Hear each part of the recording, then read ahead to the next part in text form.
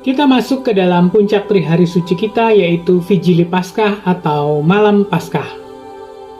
Liturgi apa saja yang khas di Malam Paskah ini? 1. Malam Paskah atau Vigili Paskah selalu diadakan di malam hari.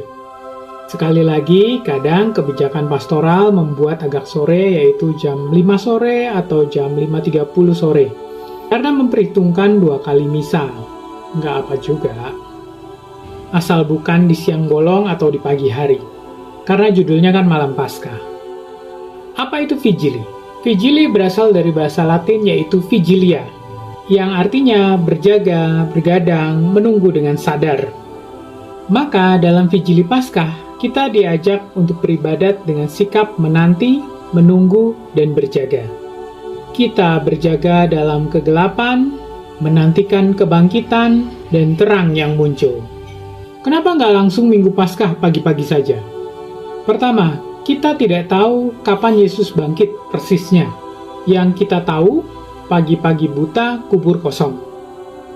Kedua, gereja mau mengajak kita masuk dalam proses kebangkitan itu sendiri, masuk dalam misteri Paskah, masuk dalam suasana gelap ke terang.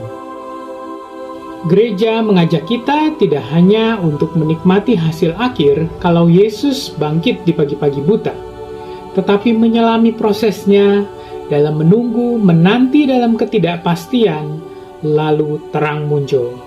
Itulah Vigili Paskah. Lalu ada juga alasan logika Ibrani saat itu, bahwa yang namanya hari dimulai saat gelap. Bukan pada zaman modern kita, hari dimulai pada pukul 00.00. Tidak.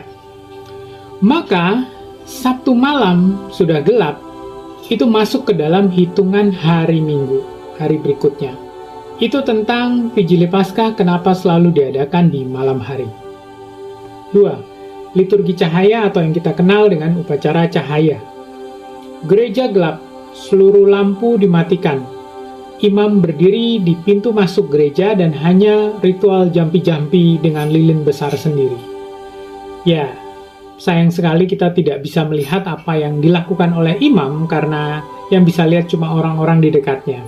Tapi zaman sekarang sudah ada kamera, boleh loh bagian multimedia menyoroti apa sih yang dilakukan pastor pada saat itu. Jadi upacara lilin dimulai dengan pemberkatan lilin Paskah. Di lilin Paskah yang besar itu ada tempelan-tempelan seperti ini.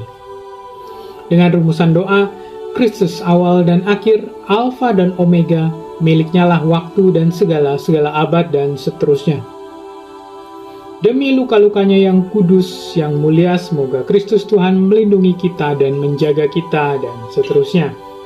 Saat itu imam menusukkan 5 butir dupa sebagai lambang 5 luka Yesus di kayu salib.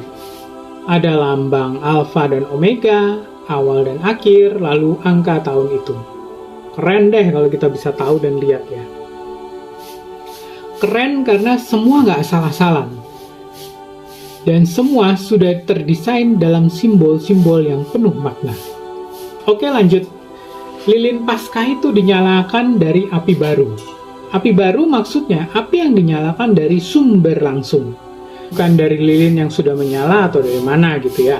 Dari matches misalnya, korek api. Boleh saja.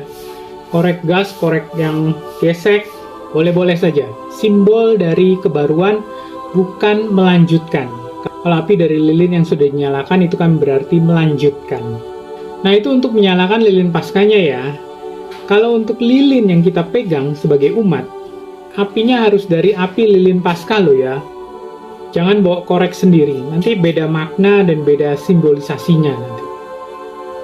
Teman-teman bisa bayangkan bagaimana cahaya itu menyebar dari satu sumber, satu lilin, menuju ke seluruh ruangan gereja. Wih, indah sekali. Keren. Syarat makna dan simbolis yang teman-teman bisa rasakan sendiri. Terang lilin Paskah ini memiliki simbol Kristus Sang Terang yang mengalahkan kegelapan. 3. Exultet atau pujian Paskah. Bersoraklah para malaikat di surga. Ini syahdu banget. Ini seperti ledakan sukacita pertama setelah keheningan panjang.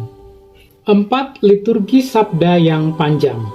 Kalau mau dibacakan semua, ada 7 bacaan dari Perjanjian Lama. Tambah 1 bacaan epistola atau surat-surat dari Perjanjian Baru dan 1 Injil. Jadi total ada 9 bacaan. Itu kalau mau dibacakan semua.